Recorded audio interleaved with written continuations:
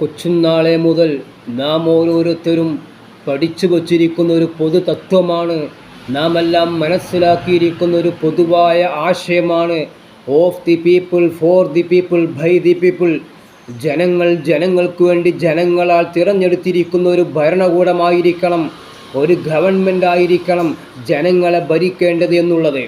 എന്നാൽ പ്രിയമുള്ള സഹോദരങ്ങളെ, ഇന്ന് ഇന്ത്യ രാജ്യം ഭരിച്ചുകൊണ്ടിരിക്കുന്ന NDA സർക്കാർ 2024 ഇലക്ഷനിൽ ജനങ്ങൾ ജനങ്ങൾക്ക് വേണ്ടി ജനങ്ങളാൽ തിരഞ്ഞെടുത്ത ഭരണകൂടമാണോ അല്ലയോ എന്ന് വോട്ട് ടു ഡെമോക്രസി എന്ന് പറയുന്ന സംഘടന പുറത്തുവിട്ട കണക്കുകൾ പരിശോധിക്കുമ്പോൾ വളരെ കൃത്യവും വ്യക്തവുമായി മനസ്സിലാവുന്ന ചില യാഥാർത്ഥ്യങ്ങളുണ്ട്.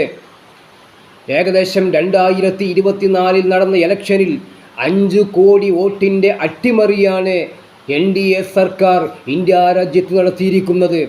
എന്ന് വെച്ച് കഴിഞ്ഞാൽ 79 MP-മാർ, 79 ലോകസഭാ മണ്ഡലങ്ങൾ വിലക്കെടുത്തുകൊണ്ടാണ് ഇന്ന് NDA സർക്കാർ അധികാരത്തിൻ്റെ കസേരയിലിരിക്കുന്നത് എന്നർത്ഥം.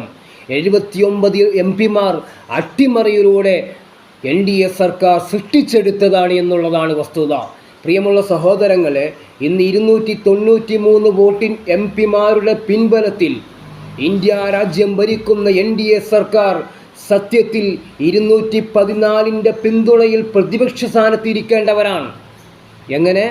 293 പിന്തുണയിൽ ഇന്ത്യ രാജ്യം ഭരിക്കുന്ന NDA സർക്കാർ 214 പിന്തുണയിൽ പ്രതിപക്ഷ സ്ഥാനത്തിരിക്കേണ്ടവരാണ് എന്നർത്ഥം.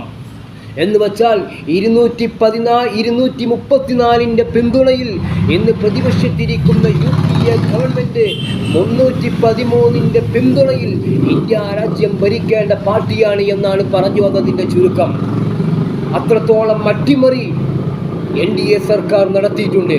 എൻ്റെ പ്രിയമുള്ള സഹോദരങ്ങളെ, ഈ രൂപത്തിൽ അധികാരത്തിൻ്റെ കസേരയിൽ എത്തിയെന്നു മാത്രമല്ല, അധികാരത്തിൻ്റെ ശക്തി ഉപയോഗിച്ച് എന്ന് സകലതിനെയും വിലക്കെടുത്ത് ഇവിടെയുള്ള നിരവധി